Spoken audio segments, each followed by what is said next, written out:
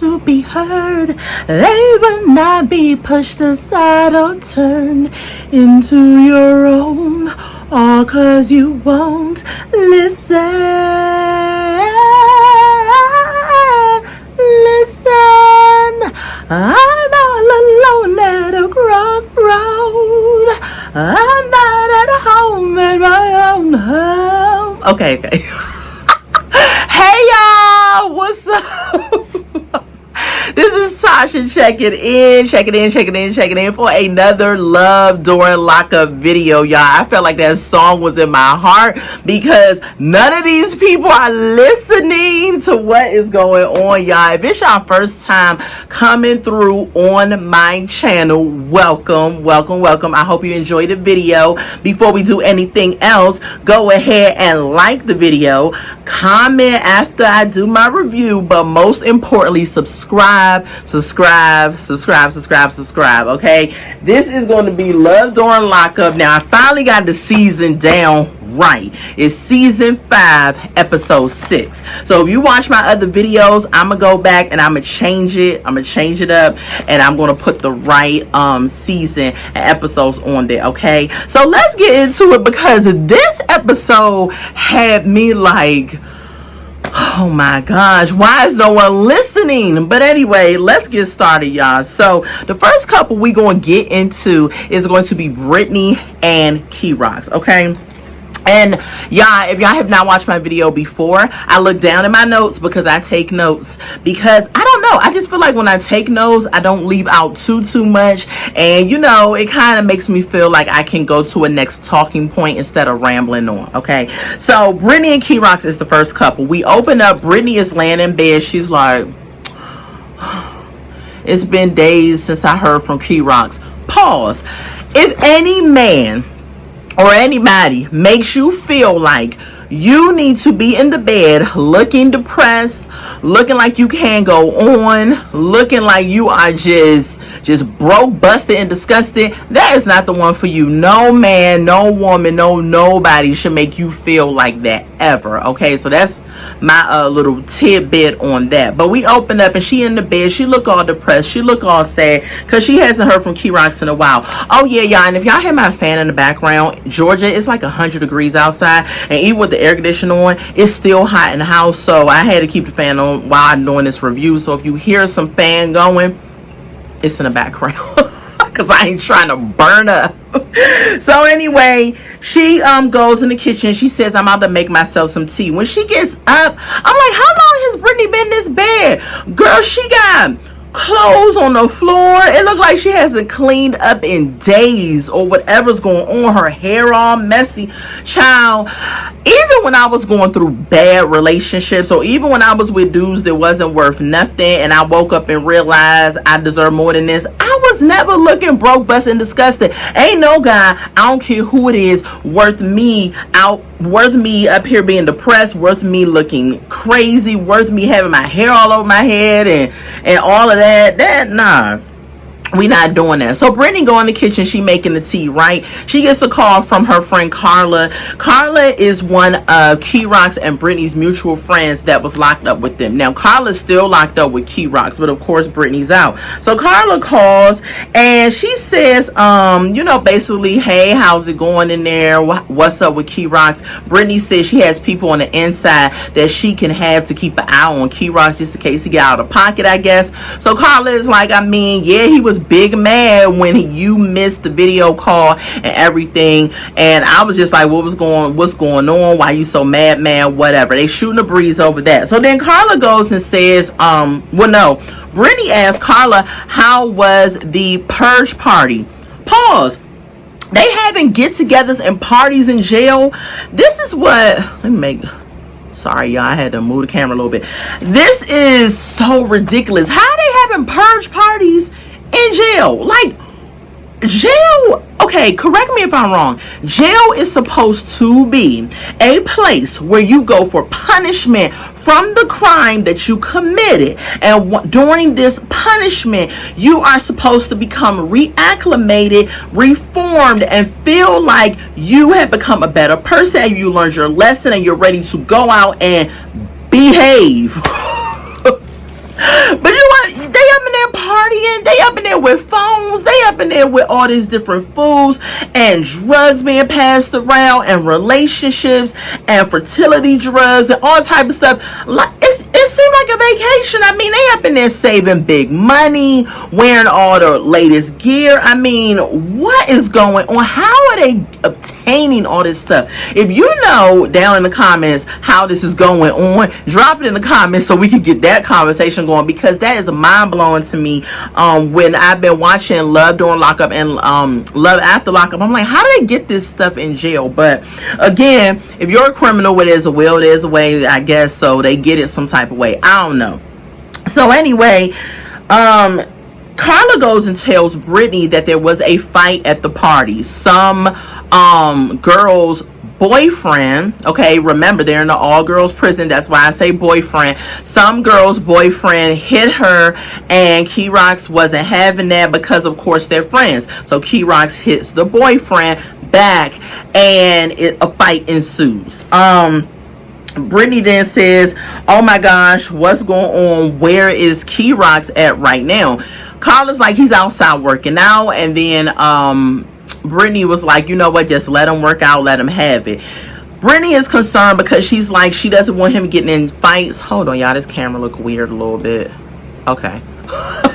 Brittany says she wants him to chill out. She don't want him getting in fights. She's like, he got 40 days until his release. She wants him to calm down. Carla's like, I agree. I think when he gets out, the best thing to do is to leave this place behind. He's going to do well. He's going to do a lot out there, good, and all of that stuff. So Brittany says she's agreed. So she gets off the phone with Carla. Brittany hangs up.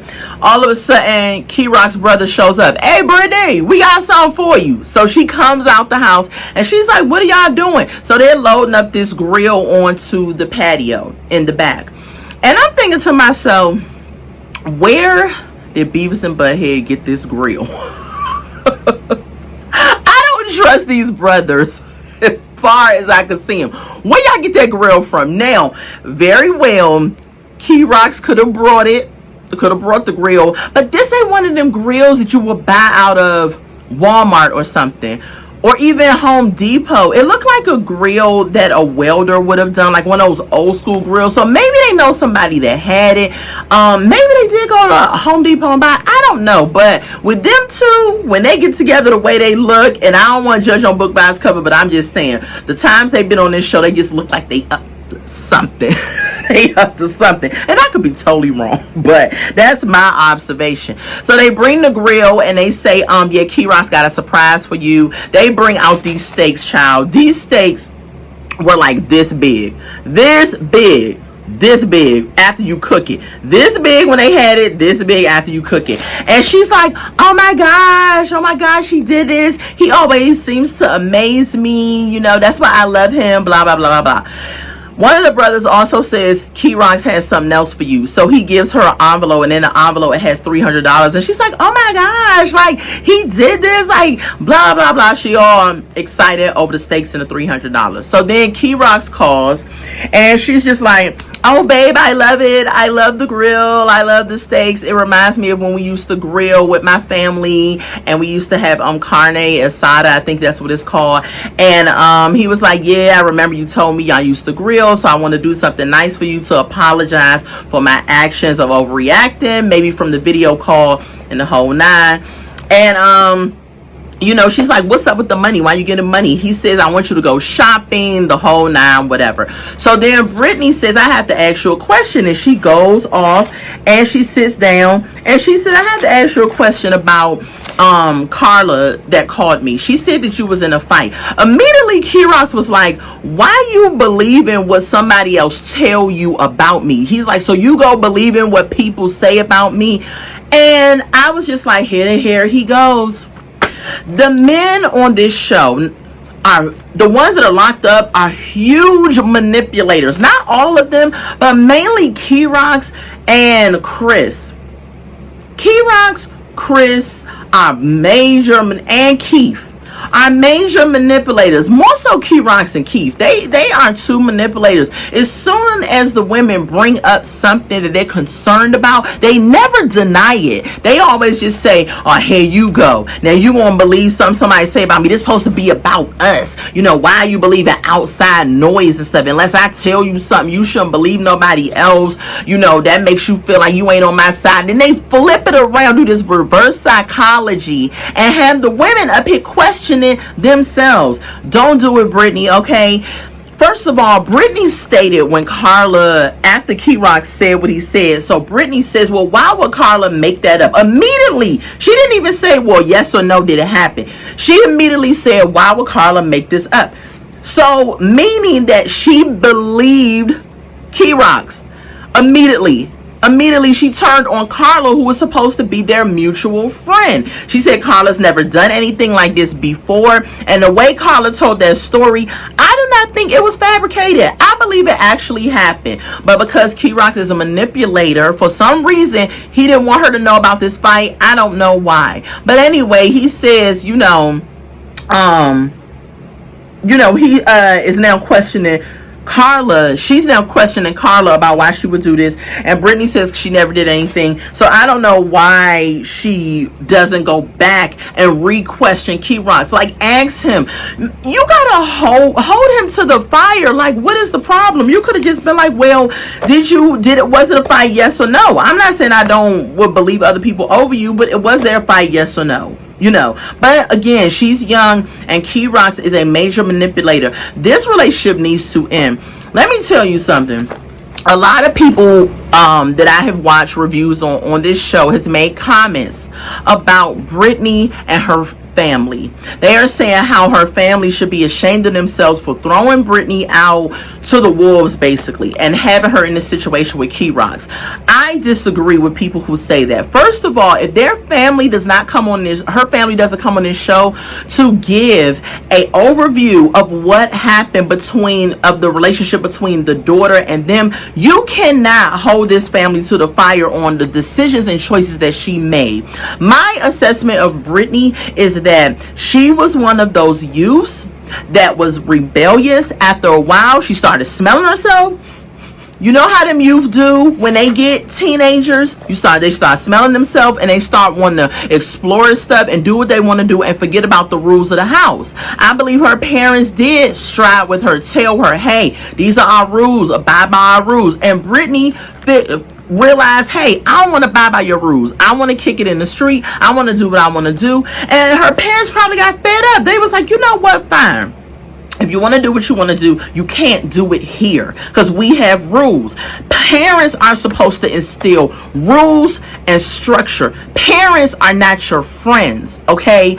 Brittany, if you ever see my video, you need to go home and make amends with your parents. I believe truly in my heart, coming from a mother, if my daughter told me that she was in a lesbian relationship or in a LGBT relationship, I would still love her. I would not kick her out of my house, kick her to the streets.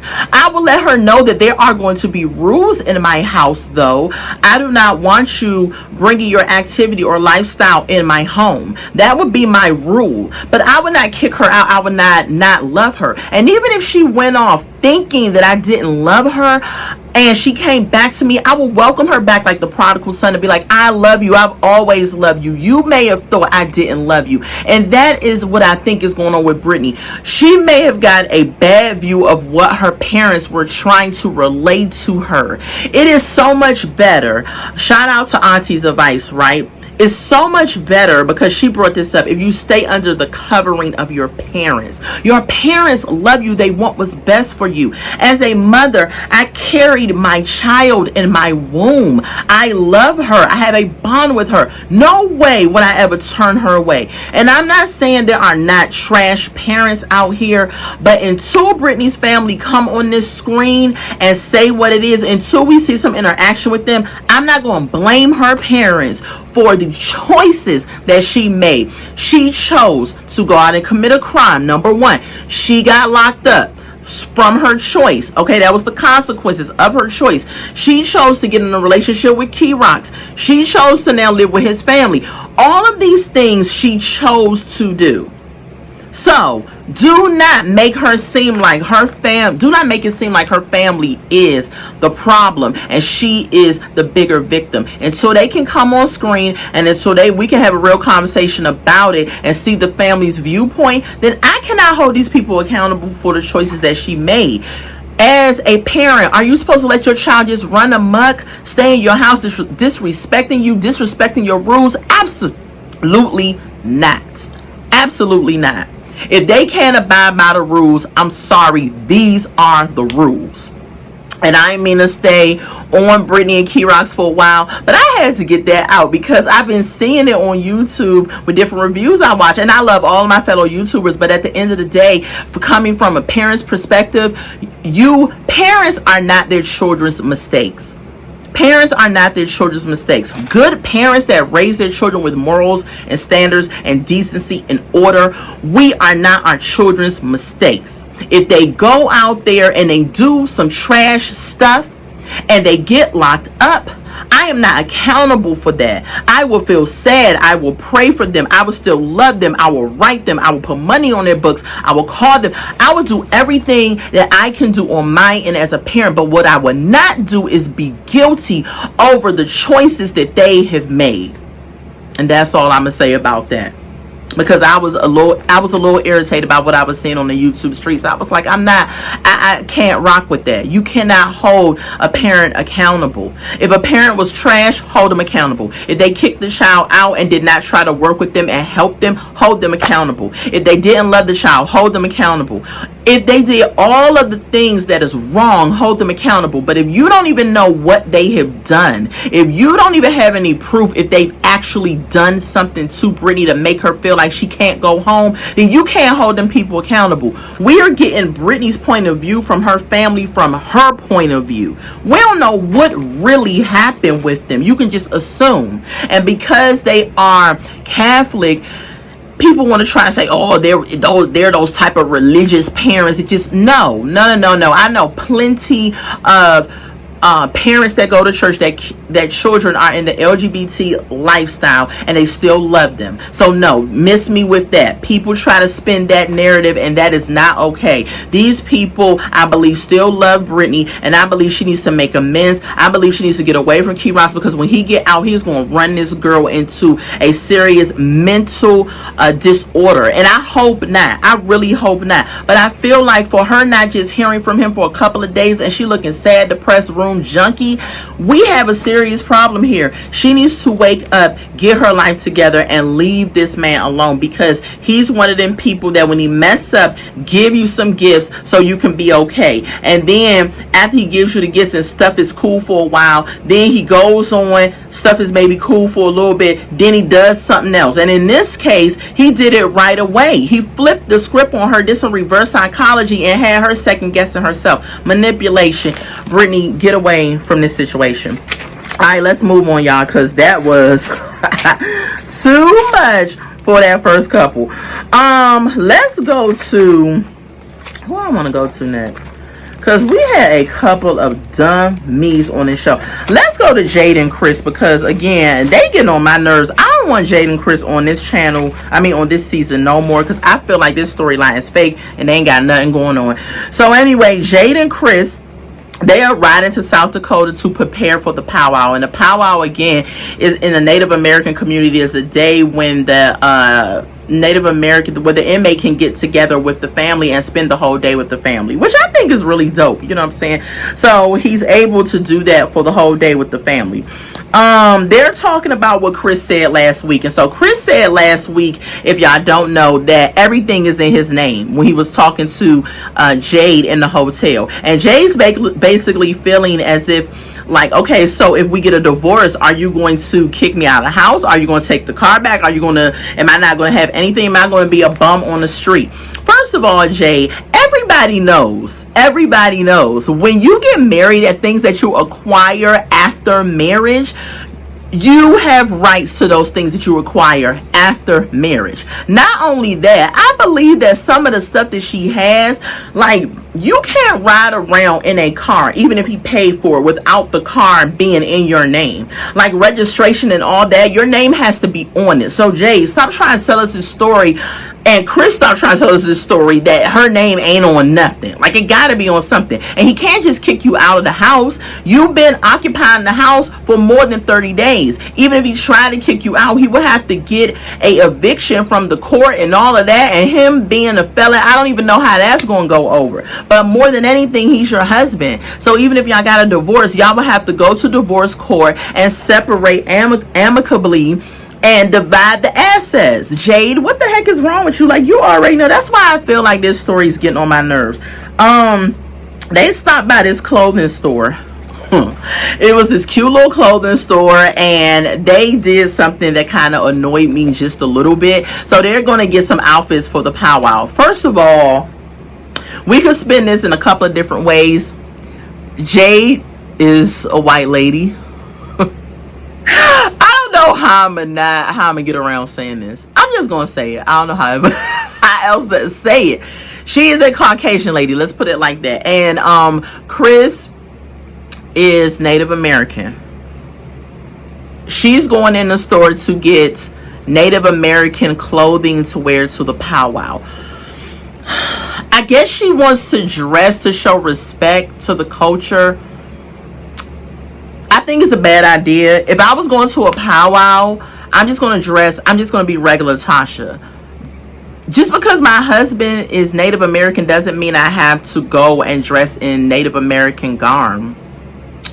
I feel like that's not going to be received well by the family because they may think she's trying too hard, and I just don't think she should do it. And it has nothing to do with the fact that she's Caucasian, so I don't know why I brought that up. But sometimes I brought it up too because sometimes Caucasian individuals can tend to incorporate a culture or a style and can be kind of offensive, if that makes sense. Drop in the comments if y'all disagree with me or if it don't make sense. But that's from my perspective, and I just feel like they have to really tread softly when they do certain things, that particular culture of people, because they have done so many things to different cultures that have not been okay when they try to adopt some of the things within our culture. And so yeah, they have to really, I didn't agree with that whole let's find an outfit to go to this powwow. Like, just dress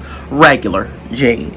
Anyway, so they're in there, they're still talking about the situation, and Jade feels like Chris is taking her for granted. How is Chris taking you for granted? You are in the free world using his money to live. How is he taking you for granted? All Chris asks sometimes is for a phone call, and you can't even do that. So how the heck is he taking you for granted? I don't understand. And then she says, I feel like I'm missing out on life. She says, all of my friends are having kids, they're traveling, they're doing this, they're doing that, and I have to wait for my husband to get out of jail. Ma'am, the choices, again, you made to be with this man that's an inmate. How is that anybody else's problem? Your friends, your family, or whatever. Suck it up. You want to be with him, suck it up and wait till he gets out. Jess then tells her, you know what, maybe you should have a plan B. Maybe you should go to Alibaba or something and get some daggone clothes and bags and shoes and lace fronts or something and sell them online. And Jada's like, that's a good idea, have a plan B. I said, girl, no it ain't. But whatever. I guess she's gonna try to have plan B. I don't know. I don't care. I am sick of Jade and Chris. On to the next couple, which is going to be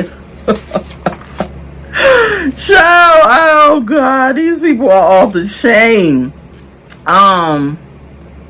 Let's get into Letitia and Keith, because I got a lot to say about that too. So anyway, Letitia and Keith is the next couple. Letitia comes home from seeing Keith and she walks in the house. She's like, hey y'all, mommy's home. The kids are being watched by Keith's aunt, and the little one runs up to her and she's so excited. You know, kids at that age, I think her little one is like 5. I love children, right? At any age, like teenager, babies, toddlers. I just love children, right? And I love how excited they are to see their parents. And that's how you know that you have a really good parent, a really good relationship, when the child is running and they're like, mommy. And I just love that phase of them. The 14-year-old, of course, she's 14 and she's just like, hey, how you doing? Hugs. She's at that age. And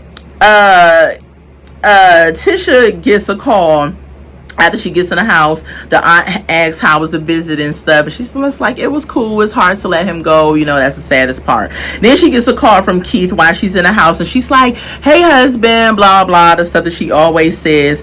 And he's like, I'm just checking on you, make sure you got in and all of that.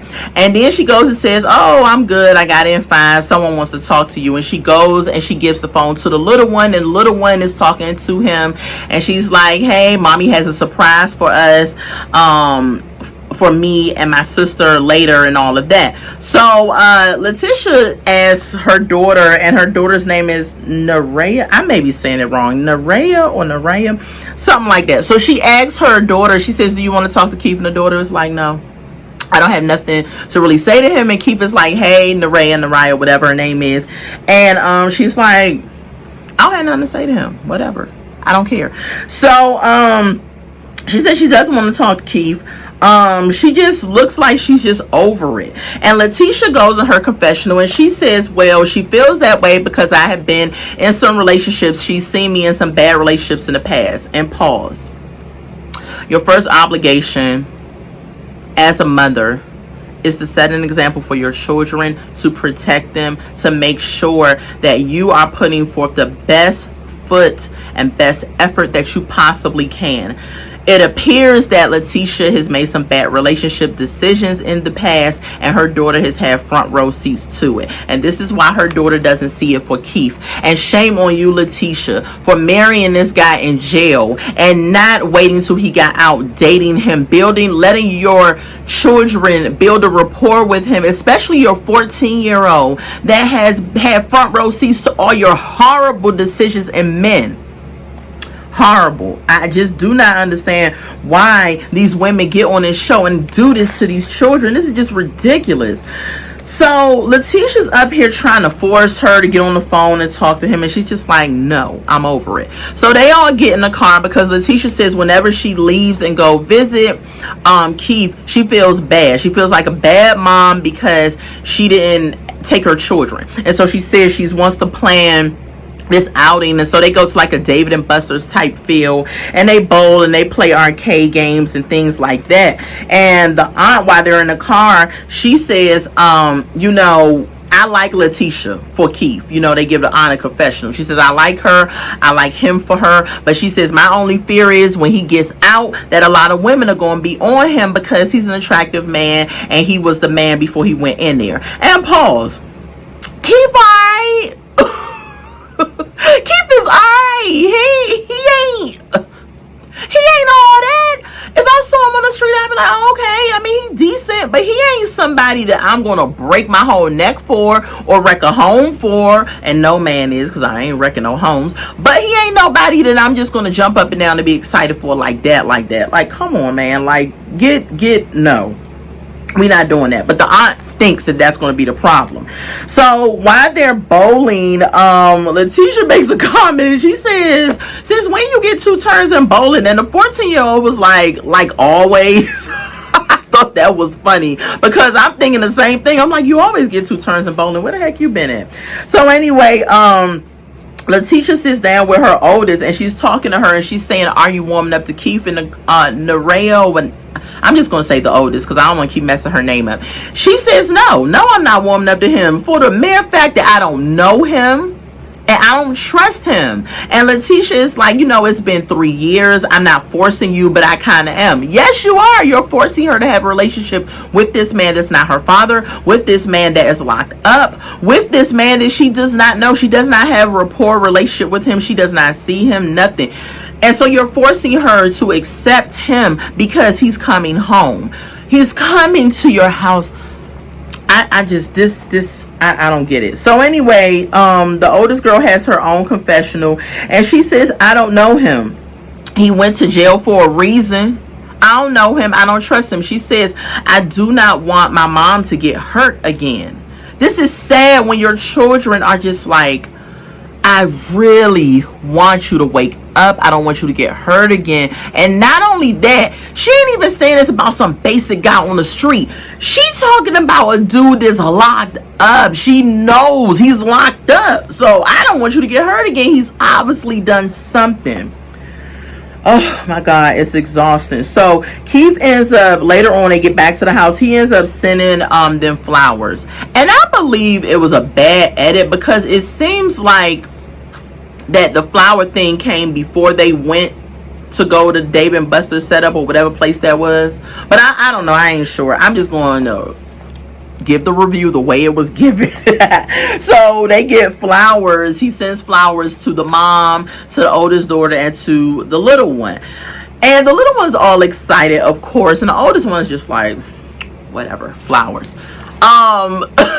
It's easier to please the little ones, right? Because they don't know no better, and they're all excited they got a gift, and so I think it's easier with these inmates to please women's children that are like 5 and younger, or maybe 7 and younger, because they just know they're getting a gift, and they just, they like the gift.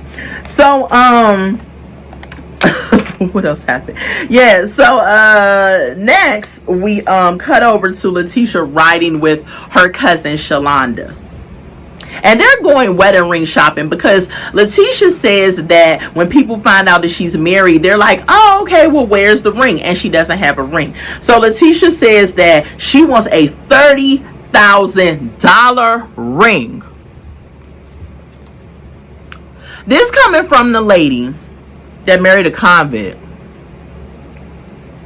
I ain't judging nobody, but I'm just saying. She act like in this episode that she has this high class taste or something, as if she too good for a $2,000 ring that she actually liked. Okay, so is that something in my hair? I don't know what that is.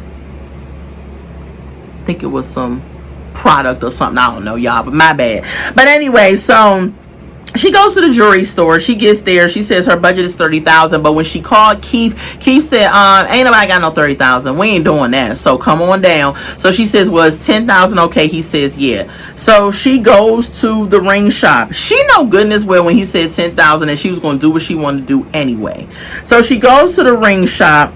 She sees one ring that she actually liked. Like I just said, she liked. She asked the lady how much it was. The lady said it's $2,100. She says, oh, nah, we ain't doing no cheap rings.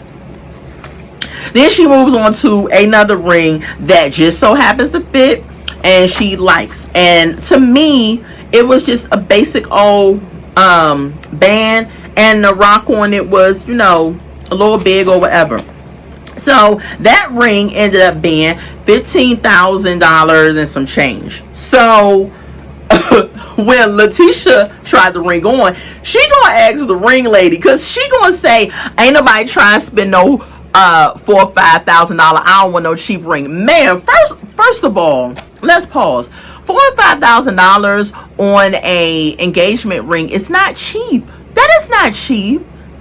Most in this society today, statistically has been proven that people don't even have that much in savings. So that is not a cheap ring, okay? That is somebody's savings account possibly. That's not a cheap ring. But of course, Letitia is a bird, and I'ma say it. She a whole freaking bird. The way she was acting when she got to the ring store, bird status. I'm sorry. And if you don't know what a bird is, in my opinion, it's like, it's a ghetto girl that got this expensive taste, but she just ghetto. That's my interpretation of what a bird is. She's a bird. And it's funny because she has her own business where she handles people's taxes. And I want to like her. But this episode made me feel like this lady is a bird and she doing it for the gram. Do it for the gram. If y'all know what that is, Google it. YouTube it. But I just feel like she's a bird. This man gave you a budget and you go in the ring store and you say screw the budget. So y'all already know what she did. The ring that she tried on that she liked that was $15,000. She went ahead and told the lady, run his card. I want that ring. Run the card. So the lady goes, now while Letitia is trying to decide if she wants to get the ring or not, the lady goes and says, well, you know what they say. When she say, you can get forgiveness quicker than you can get permission or something. And I'm like, who said that? What quote is that? Can somebody drop in the comments and look up what quote is that? A salesperson will sell their behind off. If they want to get something sold, they will sell it. She's like, you know what they say? Forgiveness is quicker to get forgiveness than it is permission. I'm like, who says that? I've never heard that before. But anyway, she's trying to make a sale. And before that, so Letitia's just still trying to decide. And the sales lady says, well, let me go see what I could do.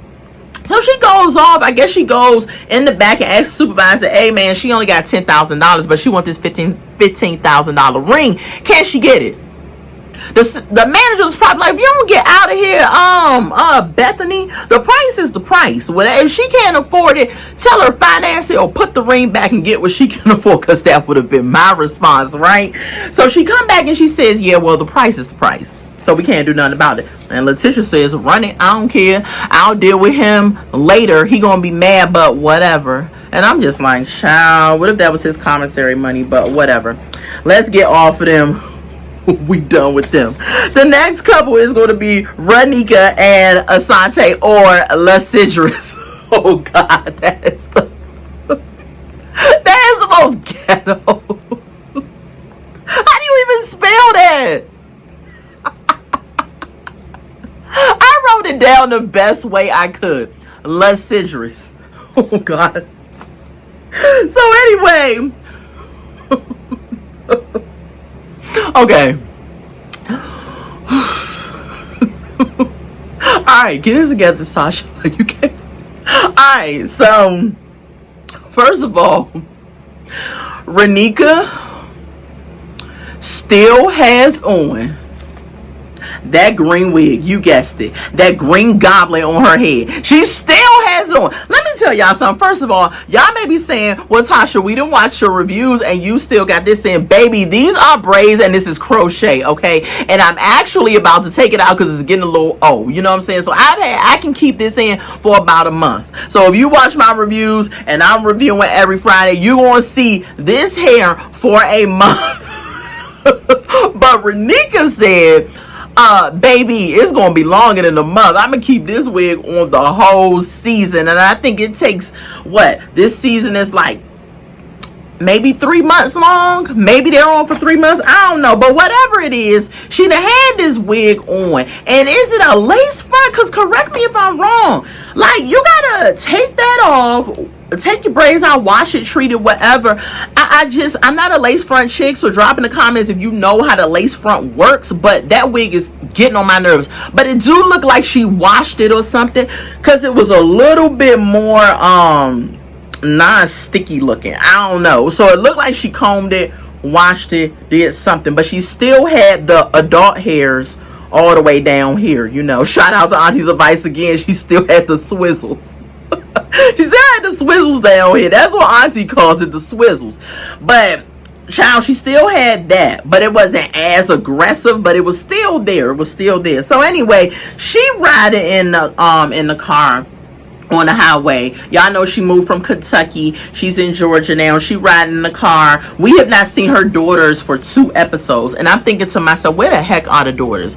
You got another woman with their kids. You got your freaking daughters in a new area, and you got them living with your friend Ray while you ride around Georgia trying to find Lascivious. Are you crazy? You take your green goblin wig and them daughters back to Kentucky and get back to your family. Child, if Renake ever get my video, y'all, This is a message to you, Renake. Go back home. Go home. Go home. Go home, Steve. Go home, go home, go home. Go home. Why are you up here chasing this dude all around Georgia? And on this episode, it just confirmed that you needed to go home. But anyway, y'all, let me get back to it. So she riding in the car, right? She says she's going down to go to a hotel that's close to where he's in jail at, so that she can be closer to him. Again, driving further down Georgia. Let me tell y'all something. I live in Georgia, okay? Getting to places in Georgia, depending on where you're going, can take a while, okay? Savannah is 4 hours away, and that's still in Georgia. Georgia is big, okay? So when you're driving and them highways are highwaying, child, it's a lot of driving, okay? And if you don't got no entertainment or nothing like that, it can be really draining and tiring. So she's driving to this hotel, even though she hasn't heard from Lysidris in 2 days. She hasn't heard from him in 2 days, and she's still taking her butt down there to go to a hotel to be closer to him in jail. You haven't heard from him. Why did you even move from where you were at? You should have waited until you got confirmation that he was actually going to be out at the time he's supposed to be out, because he hasn't posted bail according to her, because she said that he gave her the number of a family member that's supposed to help her. I told y'all she was going to give some of that money to the bail, if not all of it, supposed to help her get him out. Child, she said she spent $4,000 to move to Georgia already, and the bill just keeps adding up, and he hasn't spoken to her in 2 days. She calls him. She calls the phone, right, that he has in jail, the iPhone at that. I'm like, how the heck did he get the iPhone? But whatever. She calls him on that, and it's disconnected, and she's looking at the phone like, what? She's like, his phone is never disconnected. All the time I've known him, the phone has always been on, but now it's disconnected. She still keeps driving, though. She still keeps driving. She calls the jail and she asks, this is Lysidris' fiance, and I wanted to know, is he getting released, or is he released, or is he still there? The jail person pauses for a minute. He's probably checking the books. He's like, Lysidris. He's like, oh, yeah, he got out yesterday. This is Renake. Wait, what? Yesterday? And I'm like, yes, yesterday. That's the only song I thought about. Yesterday. Yes, yesterday. He got out yesterday. She kept saying it like she was in disbelief. So she calls another jail where I guess he's supposed to be, or she thinks he is, and she asks them, hey, do you have my fiance Lysidris, blah blah blah? And they're like, no, we don't see no Lysidris name on here. He's not here. And she's like, what is going on? But she keeps driving. So she thinking to herself, oh my God, what if he's walking on the side of the highway? What if he got lost? And then she's like, God forbid some other girl came and pick him up, because I'd be done. So if another girl came and pick him up, Renake, you'll be done at that point. But you ain't done with the disconnected phone. You ain't done with him racking up charges that need a $3,000 bail. You ain't done with seeing some girls posting stuff on his Instagram. You ain't done with none of this. But you done if another woman picked him up, which we know is a lie too, so whatever. Anyway, finally she pulls over at this really disgusting, dirty truck stop. I'm like, are you on the south side of Georgia? Where the heck are you at, Renake? Like, I need to know. She pulls over at this rest stop, and the camera crew is petty because they're going around getting footage of all of the trash that's on the side of the truck stop. And she's like, it smells like piss. Why'd I gotta be over here and all this stuff? And I'm just like, girl, you look like a whole fool. So she goes and she calls the family member number that Lysidris gave her, right? Person answer the phone. They're like, hello. She like, yeah, this Renake, Asonta's girlfriend, and blah blah. And the person like, hold up, pause, okay, I think you have the wrong number. Renake again, are you serious? They're like, yeah, you got the wrong number. We don't know nobody named Asonta, Lysidris, Scooby-Doo, boo-boo-boo, whatever his name is. She's like, are you serious? They like, yes, you got the wrong number. Click, and they hung up on her. Because it would have been all, if it's a number I don't know, I probably wouldn't have answered the phone anyway. So they good on answering the phone. So then Renake says, okay, what is going on? She out there in the street trying to figure this out, and the truck stopped, and I saw when the 18-wheelers cut the corner real quick. He was about to hit her in her goblin green hair and then black bling motorcycle boots she had on standing at the truck stop. I said, girl, you look like a fool. Okay, you look like a whole fool. You look like a foreigner. And if it was me, I would not be out there standing out there, because Georgia is known for snatching up somebody. They are known for a lot of things, and there's a lot of woods around. They would snatch you up and take you and drag you in the back of those woods somewhere, and you be on an unsolved mystery first 48 case or whatever. So I don't know why you standing out there looking crazy with your belly out and look like you just lost. Okay, that is bad. Bad, especially for a woman. Have some freaking conscience or something, Renake. Come on, you can't be this sprung over this nigga. You ain't even had the D, like Shakola says. You've never had the D. Sometimes we can say women gone a little crazy because they done had the D. Some D is demon pain, like Michael and Sarah and Megan. Remember them all the way back in the day? If you've been watching Love After Lockup for a while, he had demon pain because he had both of them tripping, and other women too. So hey, look, it can happen, okay? I'm just telling Renake, you ain't even had the D, and you up here acting real foolish for this dude that you only known for 18. What has he said on the phone that is so good in 18 months that make you say, you know what? I'm gonna pack up everything I know. I'm gonna leave my business. I'm going to leave my family. I'm going to leave people that support my rap career. I'm going to take my daughters and go to a foreign state and wait for the convict to come out that doesn't have a job or anything to support me. But I'm going to go ahead and be with him because in my heart, I believe we're going to work and be together. No, ma'am. Not going to happen. Not going to happen. It sounds crazy. So anyway, she calls my girl Shakola. I said, oh, she calling Shakola. I can't wait for this conversation. So Shakola answers the phone because she was asleep. She was like, yeah, what's up?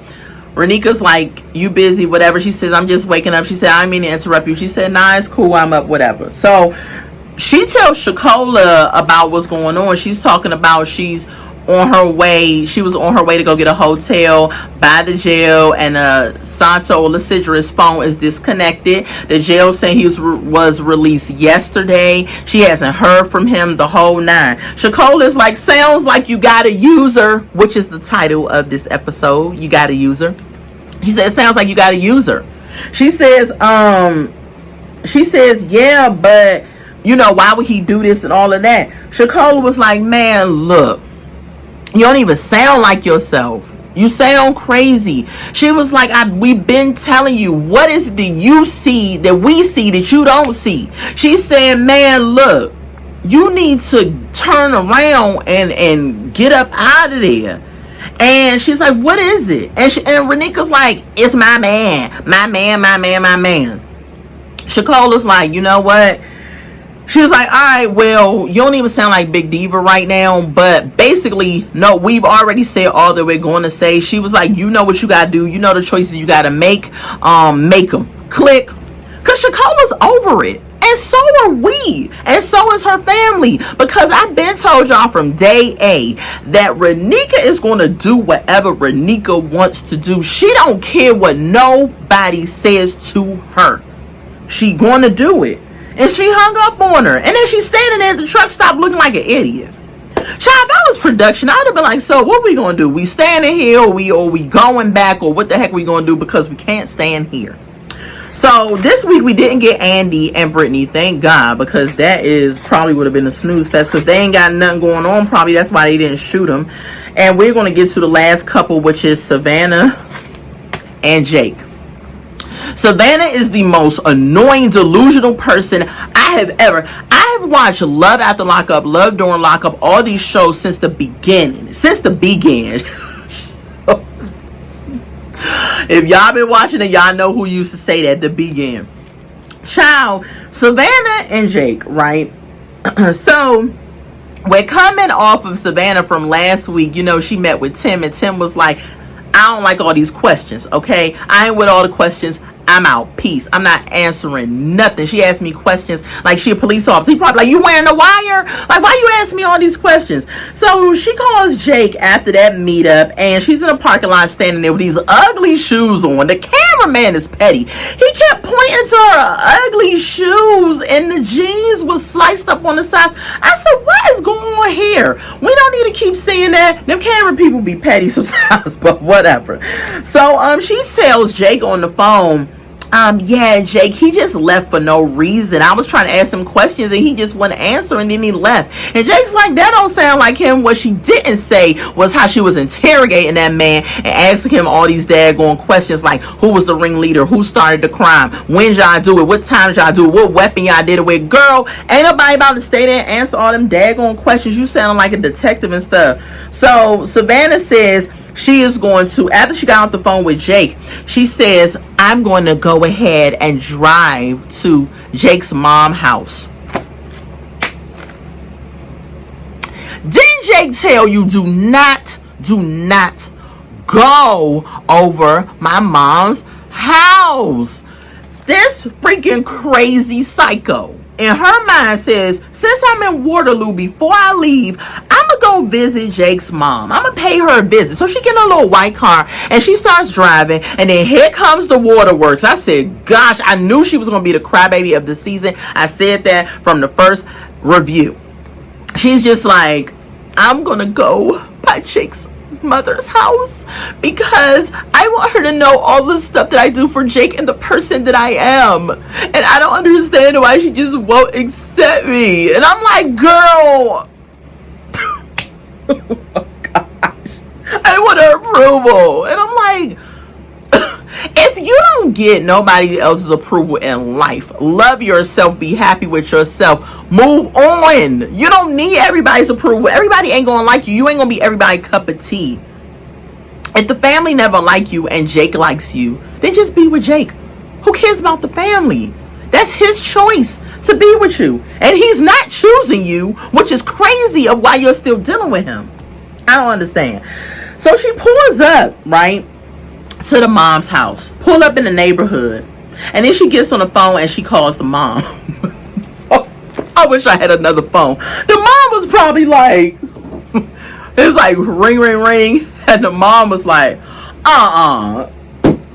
voicemail, because it went right to voicemail. Then Savannah, hi, this is Savannah. I was just calling because I was in Waterloo before I left, and I'm actually not too far in your neighborhood. And the camera pans over to her sitting out in front of the house, right? She says she around the neighborhood. No, you're sitting out in front of the house, crazy. So, yeah, I was wondering if we could just get together and meet up. I really want you to know all that I do for Jake, and I'm just concerned about him, and I want to get him out, and blah, blah, blah. She leave a message. The mom is not going to call her back. I'm pretty sure the mom is not going to call her back. Jake then calls while she's riding. She leaves the mom house. Jake says, what's up? She says, I did something. And Jake is like, what'd you do? He was like bracing himself for what this crazy girl did. She says, well, I kind of drove by your mom's house and I called her to see if we could have a conversation. Immediately, Jake was pissed off.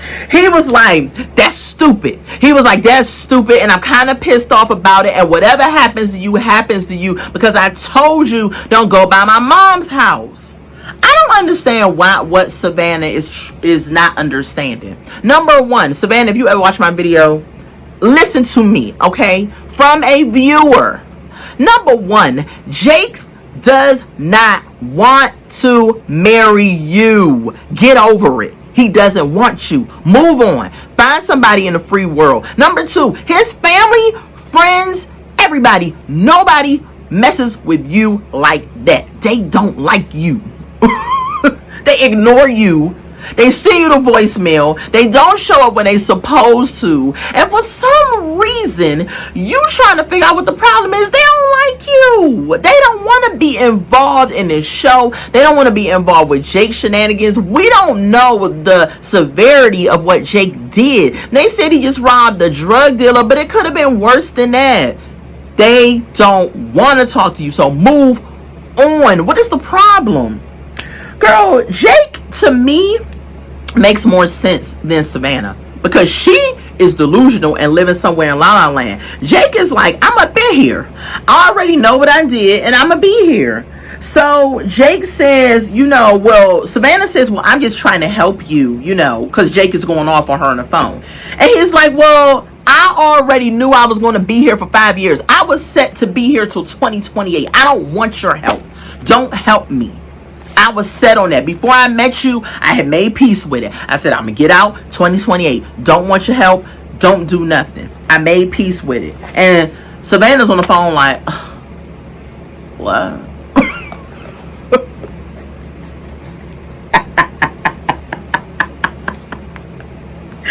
Savannah's on the phone and she just keeps trying to make fetch happen. Stop trying to make fetch happen. It's not going to happen. If y'all know where that came from, if y'all know the movie it came from, drop it in the comments. And that's one of my favorite movies. But yeah, Jake said I was prepared to stay up in here. So Savannah goes and pulls up at her sister's house. She finally gets out of Waterloo. She pulls up at the sister house and she says, calls sister and says, hey, I'm pulling up and I got Jake with me. So she gets out the car and she has this big old cutout head of Jake. And she's going in the sister's backyard and the sister's laughing like, oh my gosh. And she's like, yeah, I love this cutout. My sister gave it to me. And on days when I'm missing Jake, I just love his big head and I just take it with me. She's so annoying. So Savannah's sister, she sits down with her sister and she says, how's the visit to Waterloo? And she's like, I tried to reach out to his friend. I tried to reach out to his family. Nobody is talking about him. Nobody's telling me nothing. And I don't know what else to do. The sister says, where is this going? Like, we all want to know, where is this going? Savannah's like, well, I want him to marry me while he's in jail. And if he marries me while he's in jail, that could really help him get out. She still doesn't get it. The sister has her own confessional, right? And this is why the sister is messed up too. Because if it was my sister, I would have said it to her right on camera. Ain't nobody got time to cut to no confessional because you're a psycho. She says that she thinks it's crazy that Savannah wants to marry Jake while he's still locked up. Why didn't you just say that to her? Why are you cutting in the confessional? Why you ain't say, girl, Savannah, let me tell you something. Go find a free man, okay? So Jake calls again. And I guess Jake has his own phone too because I think this is the same day. And he's called 3 times. And I'm like, how do y'all get so many phone calls? Drop in the comments if y'all know how many phone calls that they get in jail. Because I thought it was just 1 or 2 a day. Child, I don't know. Never been in jail. Don't know how it works. I don't know. So the sister Jake calls and she's like, hey, I'm sitting here with I forgot her sister name, but whatever. I'm sitting here with my sister. And Jake is like, hey, such and such. And so he's like, what are y'all talking about? What are y'all doing? And she's like, oh, what are you thinking? Jake is like, marriage, because that's all you ever talk to me about is marriage. So then the sister asked, she said, well, Jake, why won't you marry Savannah? Let me tell y'all something. The answer that Jake gave, I was like, yes, Jake. Yes, Jake, you got some freaking sense. Jake basically told the sister he does not want to marry her because he does not want a special day attached to this place. He also said that when he gets, and so the sister says, well, 5 years down the line, when you get out, do you think that you'll be ready to commit then? He says, I don't know, because I want to get out. I want to get a job. I want to get my own apartment. I want to live a little bit. I want to soar my roll oats. You know what I'm saying? I want to get out there and meet some women. I want to date. I've been in here for what, 15 years? And he got 5, and he going to be in there for 17 years. Child, Jake wants to live when he get out. He ain't trying to be tied down to this old theater psycho riding past his mama house stalking her. He even told her in the car, I forgot to tell y'all this, he said he was so mad. He said it's kind of weird, it's crazy riding past my mom house sitting out there. It is almost like a stalker. And I said, yes, Jake, he got more sense than her. They need to lock Savannah up and let Jake out. I'm gonna write a letter for him because she's freaking crazy. So after he says all that, Savannah's now looking like really, wow. And my thing is with Jake Dude, if you know when you get out, you going to want to sow your roll oats, why are you wasting her time? Why are you calling her? Why are you wasting her time? Because you already know she wants to marry you. She's more into you than you're into her. And you're sitting up here wrapping her up. I guess you try and pass the time or whatever. Because he clearly just told you, Savannah, what it is that he wants. And you still, when she hung up with him, the sister was like, and Savannah was like, well, I don't think he really means it like that. Girl, what? What you mean? Means it like what? He literally just told you he don't want to be with you. He doesn't want you. He doesn't want you. It's so annoying. Oh, God. Somebody bust Savannah upside the head with some lightning bolt or something so it can seep in her brain that he does not want you. He's just not that into you, Savannah. Move on.